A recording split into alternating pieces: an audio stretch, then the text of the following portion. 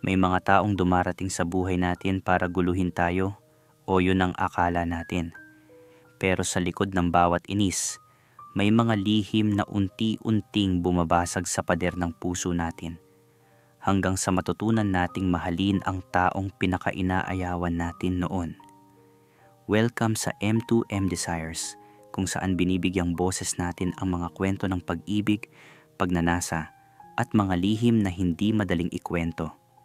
Mga kwentong minsan ay masakit, minsan ay nagdudulot ng pag-asa, at laging totoo. Ngayong episode, kilalanin natin si Lance at Jacob, magkaibang-magkaiba sa mundo, pero pinagdikit ng pagkakataon. Mula sa mga inisan, asaran at banggaan sa library, hanggang sa isang relasyon na puno ng kilig, pagsubok, at pagmamahalan na hindi nila inasahan. Kaya kung handa ka ng maranasan ng kilig, ang saya, at ang sakit na kasama ng pag-ibig, manatili ka hanggang dulo dahil baka makita mo rin ang sarili mo sa kwentong ito. At syempre, isang special shoutout kay Marvin Espanya. Salamat sa suporta at sa patuloy na pakikinig sa ating mga kwento dito sa M2M Desires. Simulan na natin.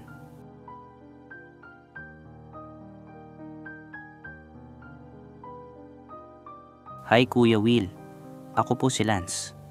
Third year college na, honor student, palaging nasa dean's list. Ako na yata yung tipong hindi mo makikitang nakikihalo sa gulo. Tahimik lang, seryoso sa pag-aaral, at halos buong oras nasa library. Pero kahit anong iwas ko sa gulo, may isang tao talaga na parang mission sa buhay ang guluhin ako. Si Jacob. Si Jacob, Kuya Will, captain ng basketball team, mayaman, gwapo.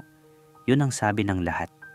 Pero para sa akin, mayabang, palaaway, at feeling entitled sa lahat ng bagay. Lahat yata ng ayaw ko sa isang tao, nasa kanya na.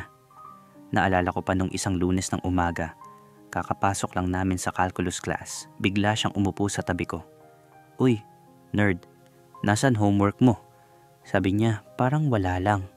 Sinubukan kong hindi siya pansinin. Hindi ako nerd, sagot ko. Hindi man lang siya tinitingnan. Ano ka? Robot? Palagi ka kasing nakaupo dyan, walang ginawa kundi mag-aral. Napatingin ako sa kanya ng masama. At least hindi ako puro laro lang ang alam. Tumawa siya, yung tawang nakakainis. Pero may kung anong hindi ko maintindihan sa tunog nito. Wow! May bite pala tong si Lance. Akala ko, wala kang personality. Wala akong oras para sa mga gaya mo, Jacob. Sagot ko. Mga gaya ko? Anong ibig mong sabihin? Yung mga walang ginawa kundi mang-asar ng ibang tao para lang may mapagtripan. Doon siya tumayo, lumapit pa ng konti sa akin. Ramdam ko yung init ng hininga niya habang nakatingin diretso sa mga mata ko. Careful, Lance, sabi niya, mababa ang boses. Baka makarma ka. Simula noon, Kuya Will, parang hindi na kami tinantanan ng tadhana. Kahit saan, sa hallway, cafeteria, library, lagi kaming nagkakasalubong. At sa bawat pagkikita, may tensyon. Yung tipong parang galit kami sa isa't isa, pero may kung anong kakaibang kuryente sa hangin.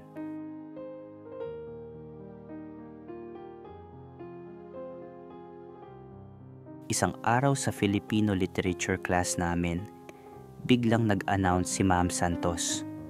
Class, magkakaroon tayo ng group project para sa final requirement. Nag-cheer yung karamihan. Ako, medyo kabado na. Alam mo na, Kuya Will, ang worst nightmare ng isang honor student gaya ko ay makasama yung mga tamad. At para fair, ako na ang mag-a-assign ng partners. Dagdag pa ni Ma'am. Sa isip ko, please, kahit sino, basta hindi si... Bigla akong naputol nang marinig si Ma'am, Lance at Jacob. Parang tumigil yung mundo, Kuya Will. What? Napatingin ako sa kanya at ayun na, nakangiti siya ng nakakaasar. Looks like we're stuck together, nerd, sabi niya. Ma'am, pwede po bang... No changes, Mr. Martinez. That's final. Putol ni ma'am. Pagkatapos ng class, nagmamadali akong lumabas pero hinabol niya ako sa hallway. Lance, wait up. Hindi ko siya nilingon. Ano gusto mo?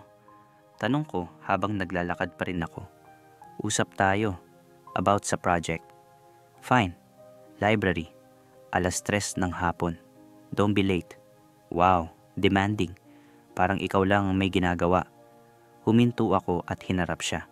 Kasi ako lang naman talaga ang may ginagawa. Ikaw, puro basketball at girls lang ang alam. Tumawa ulit siya, yung tawa niyang may kasamang parang pang-aasar pero may lalim. You don't know anything about me, Lance. And I don't want to, sagot ko. Pero, Kuya Will, hindi ko maintindihan. Kasi nung sinabi niya yon, may bigla akong na-feel na kakaibang sting. Hindi siya yung karaniwang mayabang na pang-aasar lang. Parang may lungkot sa mata niya, parang hurt. At doon ako unang napaisip, baka nga may hindi pa ako alam tungkol kay Jacob.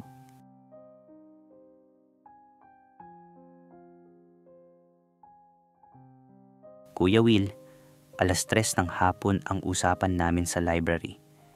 Dumating ako ng maaga para makapagsimula agad. Pero 3:15 na, wala pa rin si Jacob.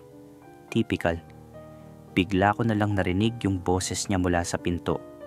Sorry, sorry, sigaw niya habang tumatakbo papunta sa table ko. 15 minutes late. As usual, sabi ko, hindi na nagulat. May practice kasi. Coach detained us. Paliwanag niya habang umuupo. Whatever. Let's just start, sagot ko.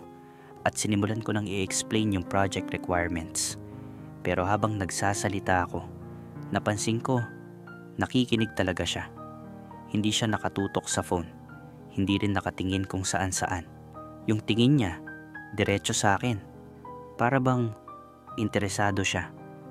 So, yung research about sa evolution ng Filipino poetry, sabi ko, wait, putol niya.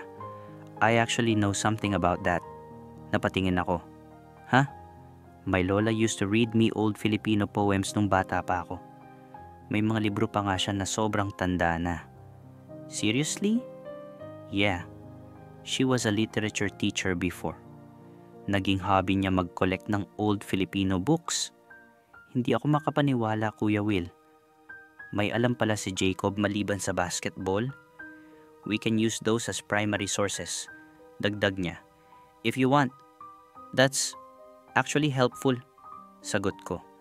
Ngumiti siya pero hindi na yung pilyong ngiti na sanay akong makita. Genuine. Yung tipong hindi mo alam kung bakit biglang gumaan ang loob mo. See? I'm not just a pretty face. Sabi niya. Napataas ang kilay ko. Did you just call yourself pretty? You don't think I'm pretty, Lance? At doon, Kuya Will, ewan ko ba, bigla akong namula. That's not, I didn't, tumawa siya. Pero iba yung tawa ngayon. Hindi nakakainis, may halong lambing. Relax, I'm just messing with you. Pero habang kinakain niya yung candy na parang wala lang, ako hindi mapakali. Kasi sa tono at tingin niya kanina, parang hindi lang biro yung tanong niya.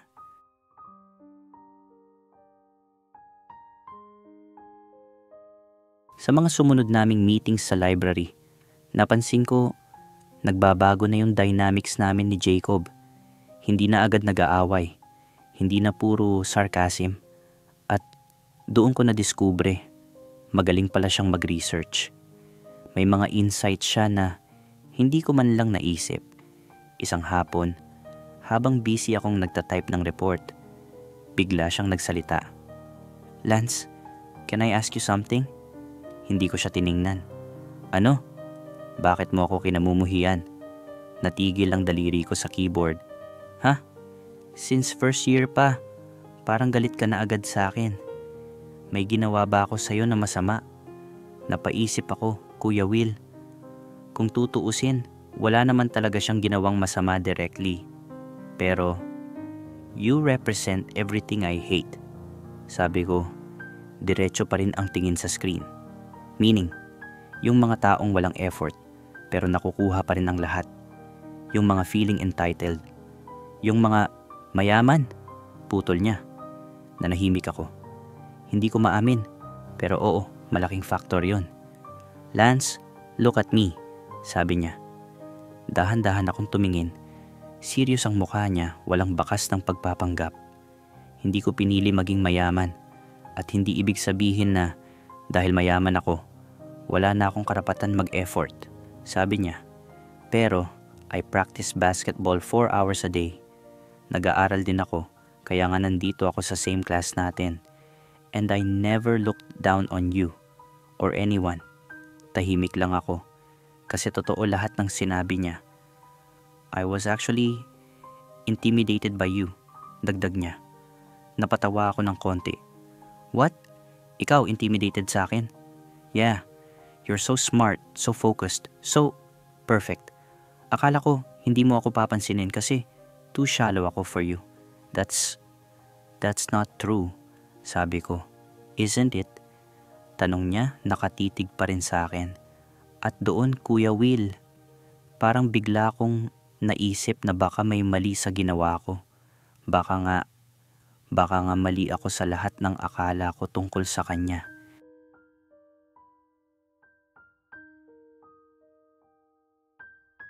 Kuya Will, pagkatapos naming isubmit yung project, nilapitan ko si Jacob. Salamat ulit sa mga libro ng lola mo, sabi ko. Ngumiti siya. No problem. Actually, gusto mo bang makita yung collection niya this weekend? Sa bahay ninyo? Tanong ko, medyo nagulat. Yeah, don't worry, walang ibang tao. Out of town parents ko. Medyo kinabahan ako, pero okay. Sige, Sabado, pumunta ako sa village nila. Grabe Kuya Will, ibang level. Ang laki ng bahay pero hindi intimidating yung vibe. Warm, homey, parang may kasaysayan. Welcome to my humble abode, biro niya. Napatawa ako. Humble? Mas malaki to sa buong apartment building namin. Tumawa siya tapos niyaya ako. Come on, sa library ng lola ko tayo. Pagpasok namin, natulala ako. Puno ng libro. Old Filipino literature, poetry collections, pati rare editions. Wow, this is amazing, sabi ko. Ramdam ang amazement sa boses ko. Dito ako lumaki, sabi niya, habang hinahaplos yung spine ng isang lumang libro. Lola raised me kasi busy parents ko sa business. Every night, nagbabasa siya sa akin. That's sweet, sagot ko. She died last year. Napatigil ako. I'm sorry. It's okay. Pero kaya ako naging interesado sa literature dahil sa kanya. Kahit basketball player ako, books pa rin ang first love ko. Tinitigan ko siya. At doon ko na-realize, Kuya Will, ang dami ko palang hindi alam tungkol kay Jacob. Lance, tawag niya bigla. Thank you. For what? For giving me a chance.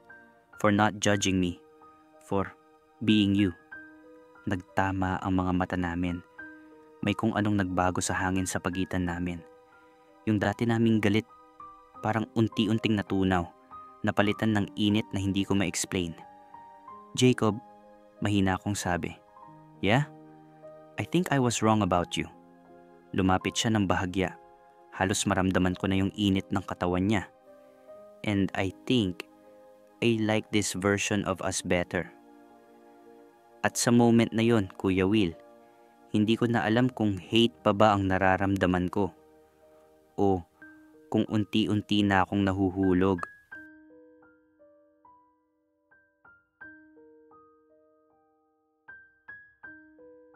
Kuya Will, hindi ko alam kung kailan nangyari.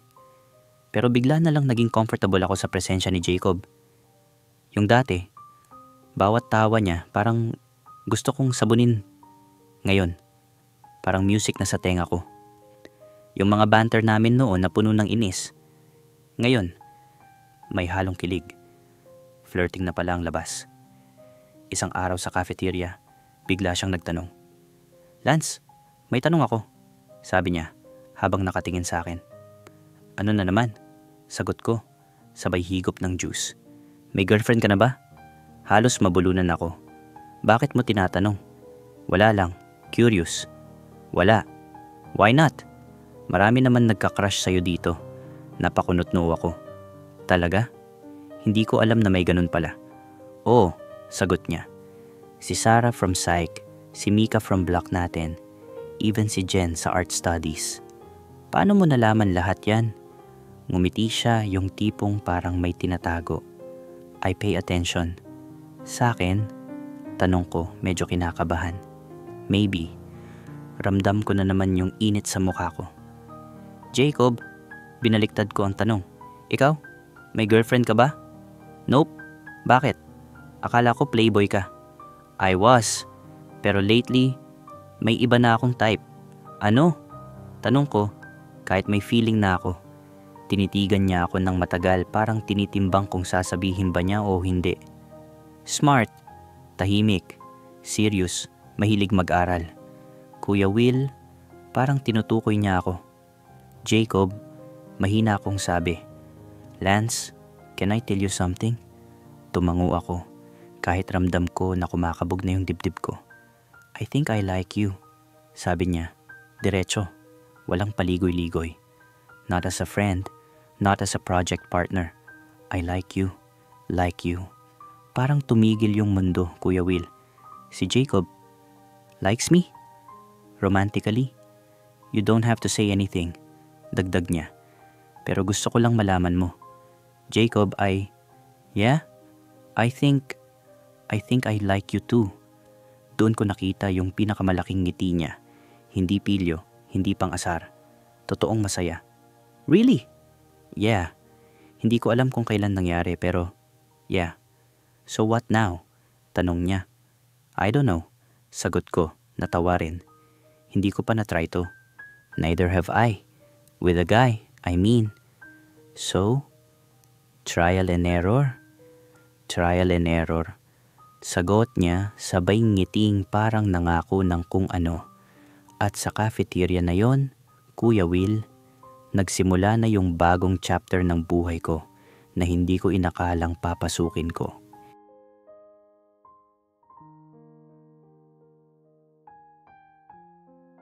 Hindi madali maging out sa college, lalo na sa conservative school namin. Alam naming pareho ni Jacob na kailangan naming magdahan-dahan. Hindi namin sinabi agad sa lahat, pero hindi rin namin sinadyang itago. May mga araw magka-holding hands kami habang nagbabasa sa library, nakatago sa pagitan ng mga pages ng libro. May mga lunch break na magkasama kami sa kantin, sharing fries at iced tea na parang walang ibang tao sa paligid. At may mga hapon na ihahatid niya ako sa dorm pagkatapos ng klase, habang tinatamaan ng orange na ilaw ng papalubog na araw ang daan. Unti-unti, napapansin ng mga tao. Lance, may chismis about sa'yo, sabi ni Sarah, blockmate ko, habang naghihintay kami ng prof sa hallway. Ano naman? May nagsasabi na kayo ni Jacob. You know, what about it? Totoo ba? Saglit akong natahimik. Narinig ko ang sarili kong tibok ng puso. Parang hinihintay rin nitong marinig ang sagot ko. Yeah, sabi ko sa wakas. Oh, wow. Hindi ko inaasahan. Bad ba? No, good for you. Si Jacob, crush ng buong campus. Swerte mo. I know. At hindi lang basta alam ko, ramdam ko. Swerte ako kasi yung taong akala ko dati ay magiging pinakamalaking problema ko. Siya pala ang naging pinakamalaking dahilan kung bakit mas gusto kong magising araw-araw.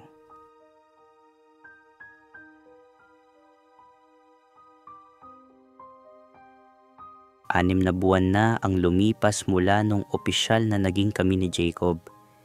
Hindi pa kami lubos na out sa pamilya namin, pero sa mga kaibigan at sa school, alam na nila ang tungkol sa amin. Hindi ko akalain na aabot kami dito, lalo na't nagsimula lang kami sa puro inisan at awayan. Isang hapon, magkayakap kami sa couch niya, pareho lang nakahiga, magkayakap habang nanonood ng Netflix. Tahimik lang, Yung tipong ramdam mo lang yung presence ng isa't isa. Tapos bigla siyang nagsalita. Lance, bulong niya, ramdam ko yung init ng hininga niya sa gilid ng tenga ko. Sagot ko, hindi inaalis ang tingin sa screen. Salamat, napatingin ako sa kanya. Sa ano? Sa pagbibigay sa akin ng chance, sa pagtingin sa akin ng lampas, sa kung ano yung nakikita ng iba, sa pagmamahal sa akin. Hindi ko alam kung bakit pero medyo nanikip yung dibdib ko sa sinabi niya. Simple lang yung mga salita, pero ramdam na ramdam ko yung bigat at katotohanan nun. Jacob, napangiti ako. I love you, sabi niya. At yun, unang beses niyang sabihin yun. Walang halong biro, walang halong porma. Totoo, kaya wala na akong ibang sagot kundi, I love you too. Hinalikan niya ako. Malambot, matagal, at puno ng pagmamahal. Para bang sa halik na yon, na iparating na niya lahat ng emosyon na hindi niya masabi noon. Sino mag-aakala, sabi ko matapos yung halik, na mula sa away, dito pala tayo mapupunta. Maybe kailangan natin yung conflict para mas ma-appreciate natin to, sagot niya. Maybe, Lance, muli niyang tawag. Yeah, I'm glad nakalaban mo ako noon. Napatawa ako. Bakit naman? Kasi kung hindi kita mapapansin. Hindi mo ako mababago at hindi tayo magiging ganito. Napaisip ako. Tama siya. Minsan, yung mga taong akala natin ay kalaban, sila pala yung magbabago ng buhay natin. I'm glad din na naging makulit ka sa akin, sabi ko. Nagkunwari siyang nagulat. Makulit? Charming kaya ako. Same thing, sabi ko sabay tawa. Tumawa rin siya, sabay halik ulit sa akin. At sa sandaling yon, wala na akong ibang iniisip kundi kung gaano ako kaswerte na yung dati naming alitan ngayon ay pagmamahalan na.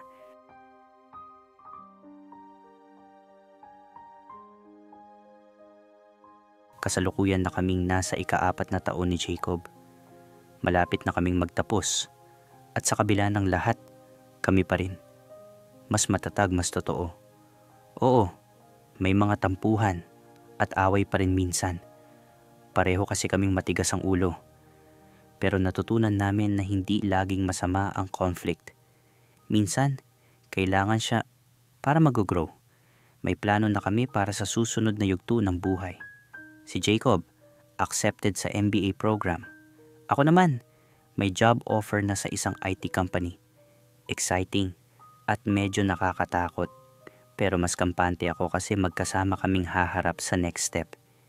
Isang gabi, habang nag-aaral kami sa library, sa parehong mesa kung saan nagsimula ang lahat, bigla siyang nagsalita. Lance, tawag niya. Thank you for hating me. Napatawa ako. What? Kasi kung hindi mo ako kinamuhian noon, hindi mo ako mapapansin. Hindi tayo magiging partners. At hindi natin madidiskubre na compatible pala tayo. So thankful ka na naging masama ako sa'yo? Biro ko. Thankful ako na naging totoo ka sa feelings mo. Kahit bad, kahit good. Ngumiti ako. I love you, Jacob. I love you too, Lance. My favorite enemy turned boyfriend. Your only boyfriend, hopefully. Definitely. At doon, sa parehong library kung saan nagsimula ang kwento namin, napapalibutan ng mga libro at alaala, na-realize ko na minsan, yung best love stories, nagsisimula sa worst first impressions. Minsan, yung taong akala mo hindi para sa'yo, siya pala yung meant to be mo. Minsan, yung love dumarating nakadisguise bilang inis o asar. At minsan, yung enemies to lovers, trope na akala mo, pang romance novel lang. Totoo pala sa real life. Kaya sa lahat ng may kalaban sa school, sa trabaho, o kahit saan, subukan niyo yung tumingin ulit. Baka yung tension na nararamdaman nyo ay hindi lang inis. Baka yun ay paraan lang para mapansin nyo ang isa't isa. Kasi kung ang mga former enemies pwedeng maging lovers, sino pa kaya ang pwedeng magbago ng buhay mo?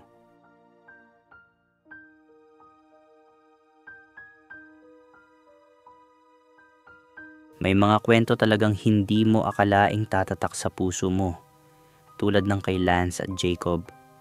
Mula sa mga araw na puno ng inis at pang-aasar, hanggang sa mga gabing siksik ng lambing at pag-unawa, natutunan nilang piliin ang isa't isa kahit mahirap, kahit magulo, kahit may takot. Mga aral mula sa kwento. Hindi lahat ng taong inaayawan mo ngayon ay mananatiling kaaway mo. Ang pag-ibig ay hindi lang kilig. Ito ay pag-unawa, respeto at lakas ng loob. Ang tamang tao ay hindi lang tatanggap sa iyo, kundi mag-i-inspire para maging best version mo. Kaya sa lahat ng nakikinig ngayon, kung meron kang taong iniwasan, baka panahon na para kilalanin siya ulit. Kung may nararamdaman ka, huwag kang matakot ipakita. At kung may minamahal ka ngayon, alagaan mo siya kasi hindi lahat nabibigyan ng ganitong pagkakataon. Kung nagustuhan mo ang kwento, isubscribe ang channel para updated ka sa mga susunod pa. I-like ang video at i-share sa mga tropa mo. At kung may sarili kang kwento ng pag-ibig o plot twist ng buhay, i-comment mo lang. Baka ikaw na ang susunod nating bida. Hanggang sa muli, mga ka-M2M Desires. Stay true, stay brave, stay in love.